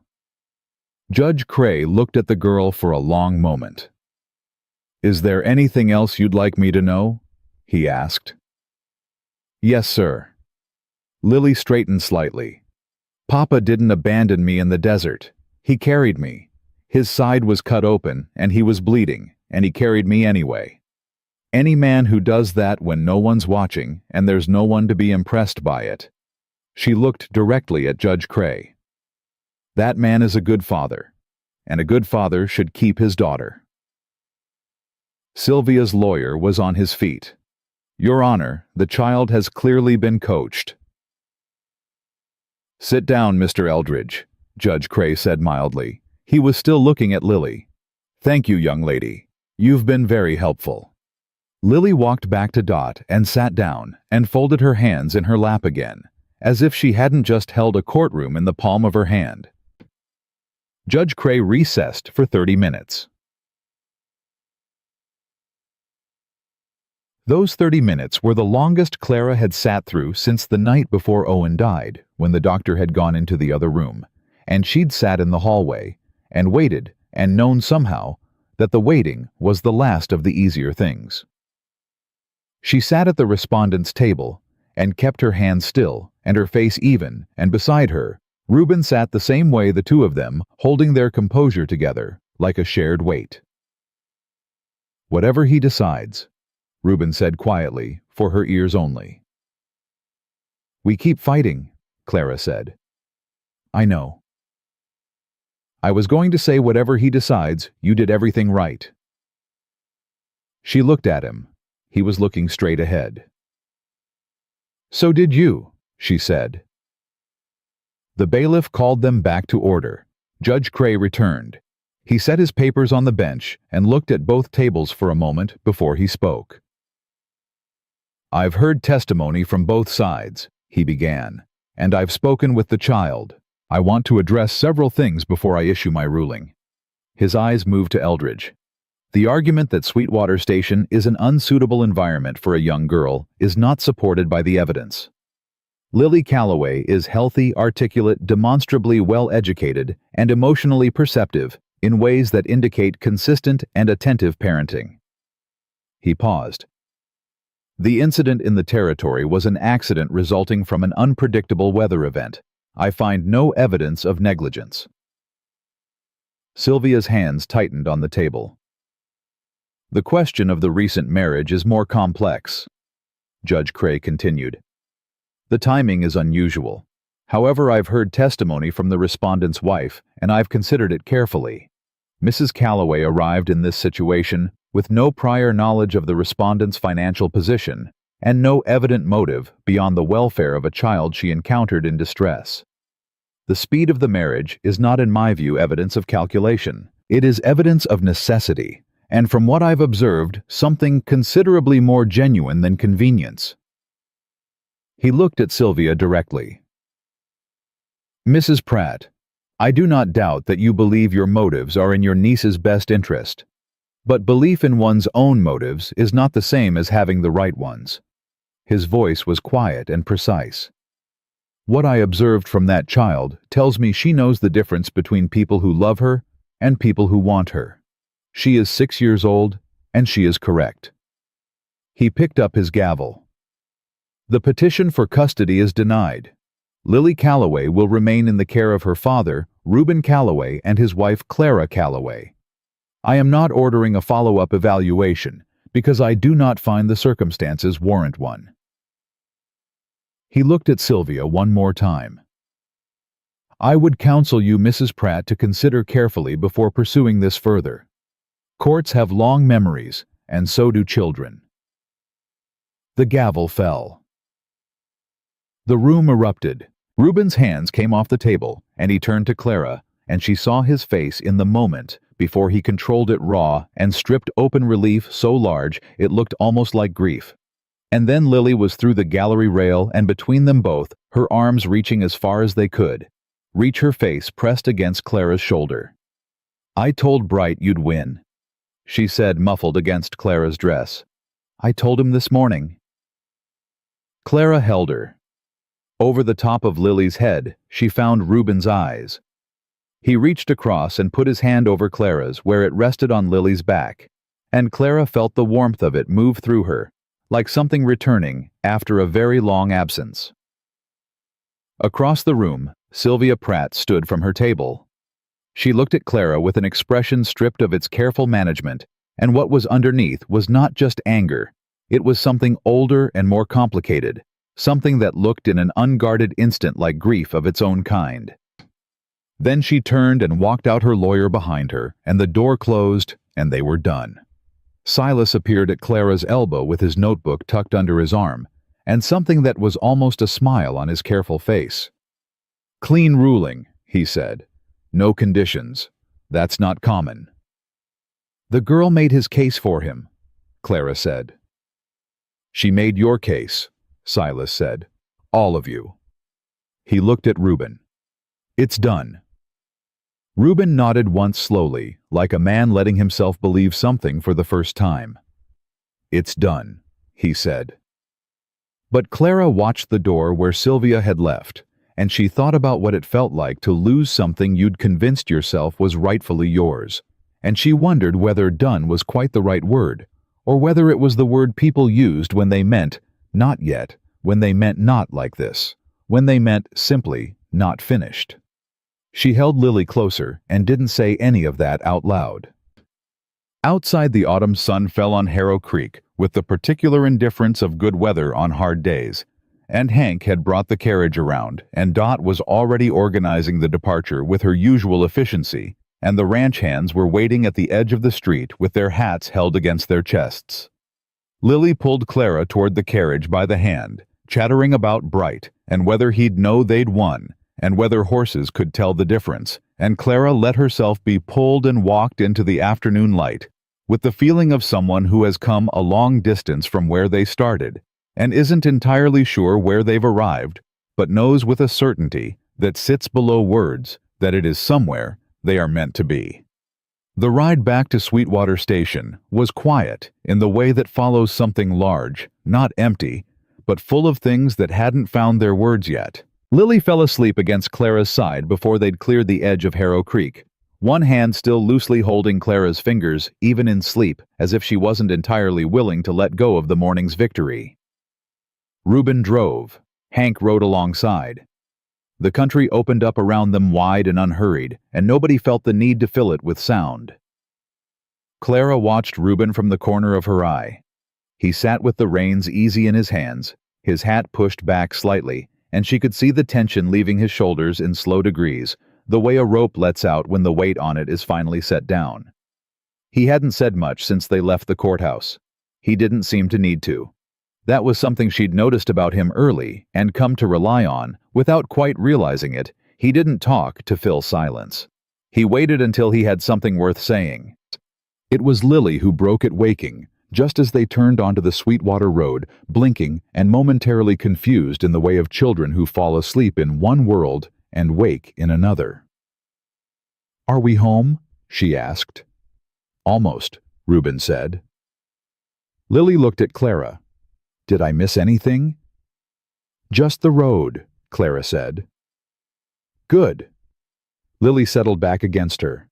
"I didn't want to miss anything important." They came into the yard to find that word had traveled faster than the carriage Dot had apparently sent a ranch hand ahead, on a fast horse, because by the time they pulled in, there were men gathered from the bunkhouse, and the barn, and the far pasture, and when Reuben stepped down from the carriage, there was a sound from them that wasn't quite a cheer, and wasn't quite silence, but was somewhere in between the sound of men who are not accustomed to showing feeling, and are showing it anyway. Hank gripped Reuben's hand and held it. That was all. It was enough. Dot swept Lily up and held her and said something into the girl's hair that Clara couldn't hear and didn't try to. Then she set Lily down and looked at Clara with those direct, dark eyes. "You did good," she said. "Silas did good," Clara said. "And Lily did better than either of us." "Lily told the truth," Dot said. "That's not the same as doing it by accident. Someone taught that child that the truth was worth saying out loud in a room full of people who didn't want to hear it." She held Clara's gaze. "That was you. In 4 days, that was you." Clara didn't have an answer for that. She nodded and went inside. The house was warm, and it smelled of coffee and the particular domestic piece of a place that has been worried over and is now exhaling. Clara went to the kitchen and stood at the window and let the morning catch up with her all at once, the courtroom and Eldridge's careful questions, and Lily's voice saying, "Mama Clara," in front of Judge Cray, and Reuben's hand over hers in the moment after. It landed on her in layers the way things do when you've held yourself together through them and only let yourself feel them once they're past. She heard his boots on the floor behind her. "You should eat something," Reuben said. "So should you." "Dot's heating soup." "Then we'll eat soup." He came to stand beside her at the window, close enough that she was aware of him, without either of them having made a production of it. Outside, Lily had found Bright in the corral, and was telling the horse everything, gesturing widely, apparently sparing no detail. "She's telling him about the judge," Clara said. "She tells him everything." Reuben watched his daughter with the expression that only came onto his face when he was looking at her undefended and complete. Harriet used to say Lily was born with more love than she knew what to do with, so she distributed it to whoever was available. He paused. She included horses in that category early on. "She's right to," Clara said. "Horses listen better than most people." He almost smiled. "I owe you an honest conversation," he said. "Now that it's done." She turned to look at him. "About what?" "About what comes next." He met her eyes. "We said we'd decide together. After the hearing, after Lily was safe. That was the agreement." It was. So. He was direct about it, which she appreciated. No circling. You're my wife on paper and in a courtroom and in the eyes of the territory. But you're still sleeping in the East Room and I haven't asked you for anything beyond what you agreed to. He paused. I'm not asking now either. I just want you to know that the door is open. What it opens into, that's yours to decide.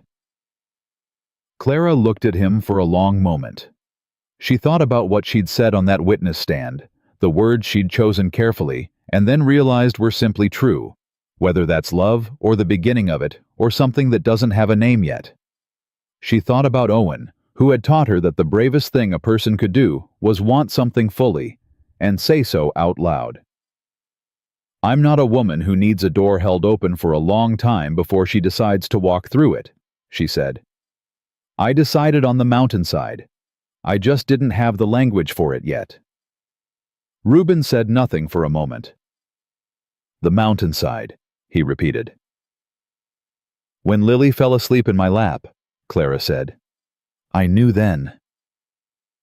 He looked at her in the particular way he had of looking like he was reading something true and making sure he had it right before he committed to it. Then he reached out and took her hand. Not the way he'd taken it in the courtroom. Not the brief, purposeful contact of people managing a situation together, but the way a man takes a hand when he means it. Then we're not doing this on paper anymore, he said. No, Clara said. We're not. Dot appeared in the doorway with 2 bowls of soup and the expression of a woman who has seen everything and comments on very little. She set the bowls on the table, looked at their joined hands, looked at the window and said, Soup gets cold fast in this kitchen, and went back out without another word. Clara laughed. It came up out of her easy and real, and Reuben's face did the thing it did, when he laughed surprised and released like it still caught him off guard.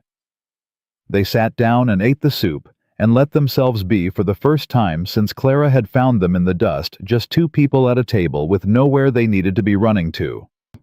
3 days later, Sylvia Pratt's lawyer sent a letter. Reuben read it at the desk in the study with Clara standing beside him, and she watched his face as he read the initial tightening, then the slow loosening as he went further, then something she hadn't expected, which was stillness. What does it say? She asked. He handed it to her. The letter was formal and precise.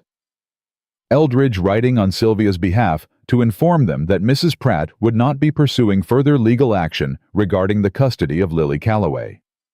That she wished to be communicated with if and when the child expressed a desire for contact. That she was, in her own words, choosing to accept the court's ruling and would not contest it. At the bottom, in a different hand, not Eldridge's formal script, but something more personal, were 2 lines that Eldridge had apparently included against his better instincts or at his client's specific instruction. Tell Lily that Harriet would be proud of her. Tell her that Aunt Sylvia says so. Clara set the letter down. She thought about Sylvia standing in the courtroom doorway with her careful composure stripped away, and what had been underneath it. Grief. An older grief than any of them had named in that room. A woman who had lost her sister and turned the loss sideways into a fight, because grief sometimes does, that turns into the thing it can reach, instead of the thing it can't. Are you going to tell Lily? She asked. Yes. Reuben was quiet. Not today, when she's older, when she can understand the whole of it. He looked at the letter. Sylvia loved Harriet. Whatever else she is, that part is true. She just aimed the love at the wrong target. People do that, Clara said. They do. He folded the letter carefully and set it in the desk drawer. It doesn't excuse what she put Lily through, but it's... He paused. It's something to understand, eventually. Clara put her hand on his arm. He covered it with his. They left it there and went out to find Lily. The weeks that followed were the quietest Clara had known in years, and quiet of the particular kind that is not empty, but full of the small accumulated weight of days lived together. She learned the ranch in the way you learn something you intend to keep, not as a visitor, taking notes, but as someone putting down roots, finding where things were and why, understanding the rhythms that governed 30 men and 300 horses, and the complex machinery of a working cattle and relay operation. She rode out with Reuben in the mornings when Lily was at her lessons with Mrs. Patterson, who came 3 times a week now with a full curriculum and the satisfied expression of a teacher who has found a student worth teaching. Clara learned the north pasture and the south water rights and the names of the relay horses and which ranch hands needed direction and which ones worked better when left alone to figure it out. She learned Hank's organizational system, which appeared chaotic and functioned perfectly, and she learned Dot's kitchen calendar, which was a masterwork of seasonal planning that made Clara's careful rationing in the canyon cabin look like improvisation.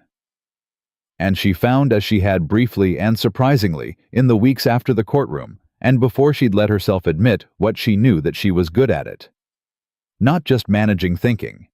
Seeing where things could work better, where a contract could be renegotiated, where a pasture rotation could be adjusted to improve yield.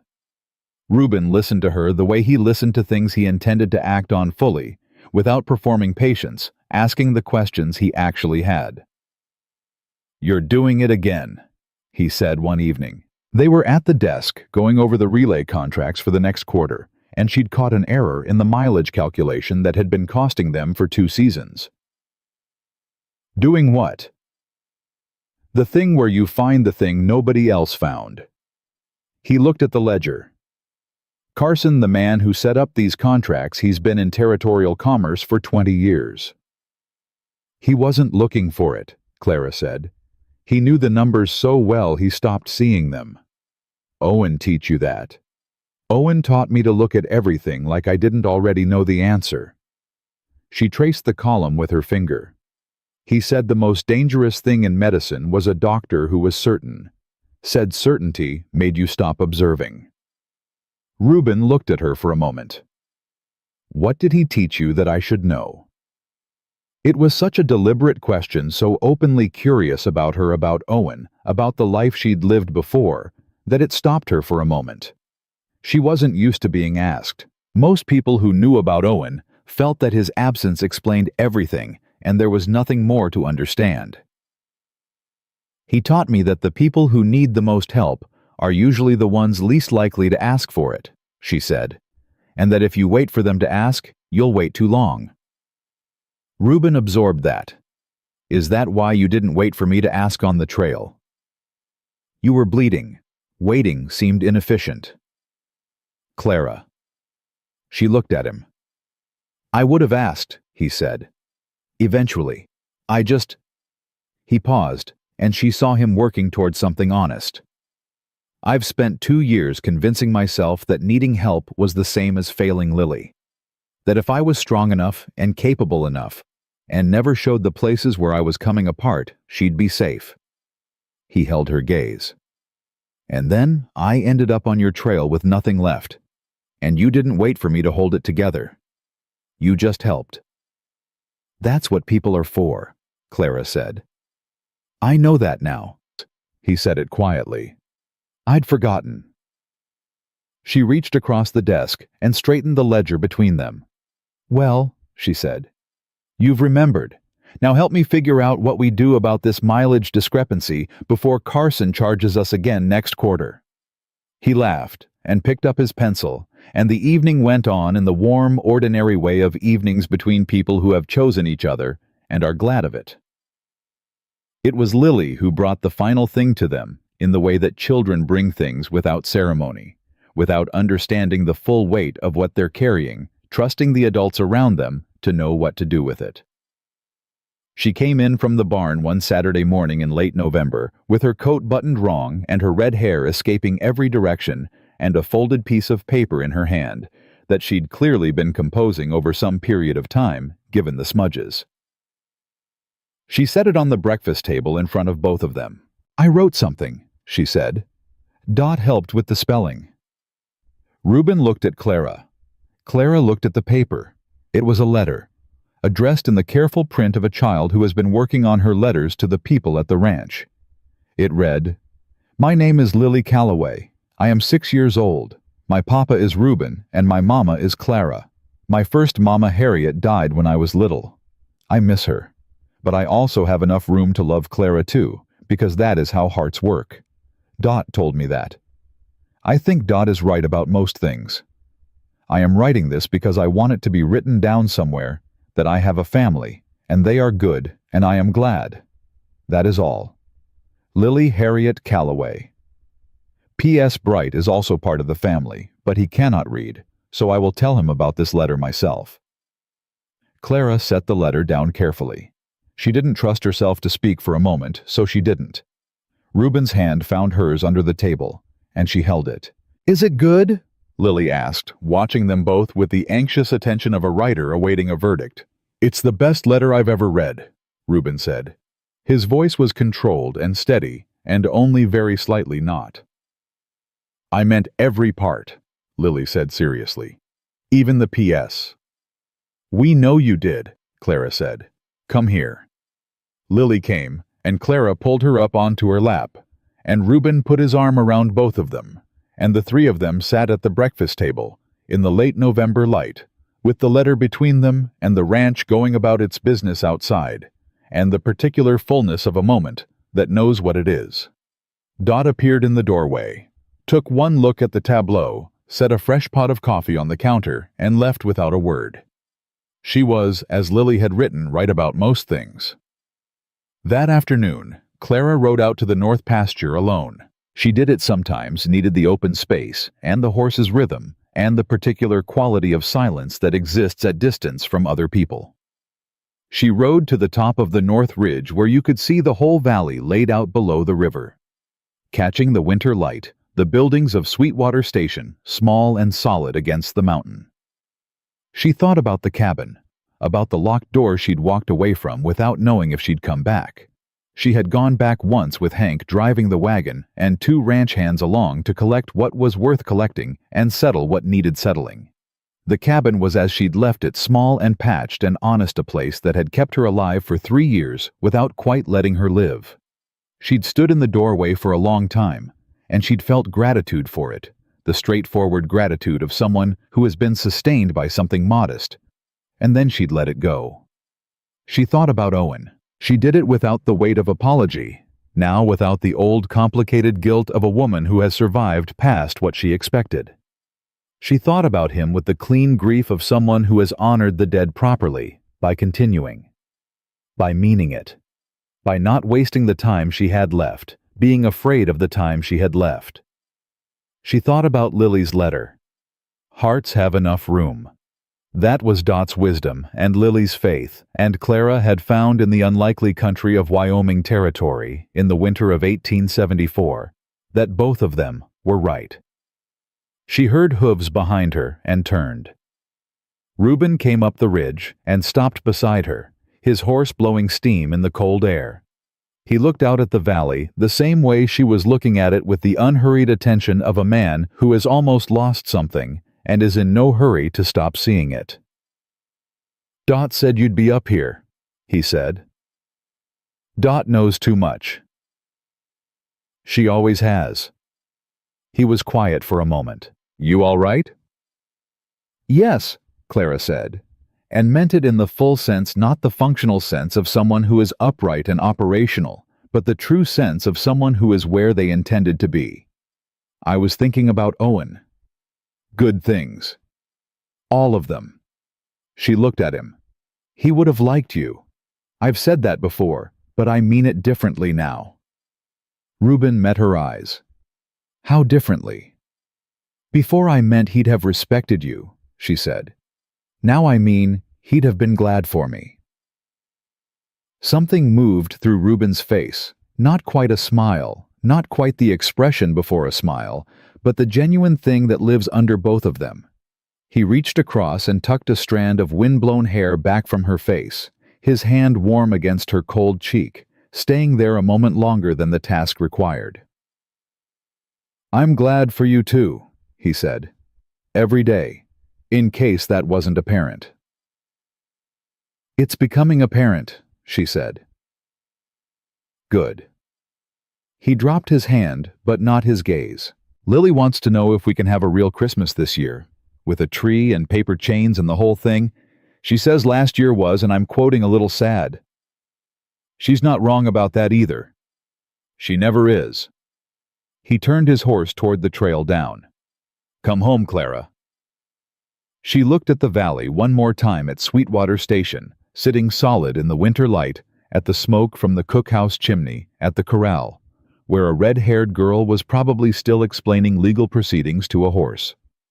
She looked at all of it, and recognized it the way you recognize something you didn't know you'd been looking for until you found it, and the recognition was not surprise, but the deeper thing, the settling of a long unease. Once she turned her horse and rode down off the ridge beside her husband into the valley, into the life that had found her in the most unlikely of ways through drought and blood and a child's cry in the heat and the particular stubbornness of a woman who could not find a reason to walk away from someone who needed her.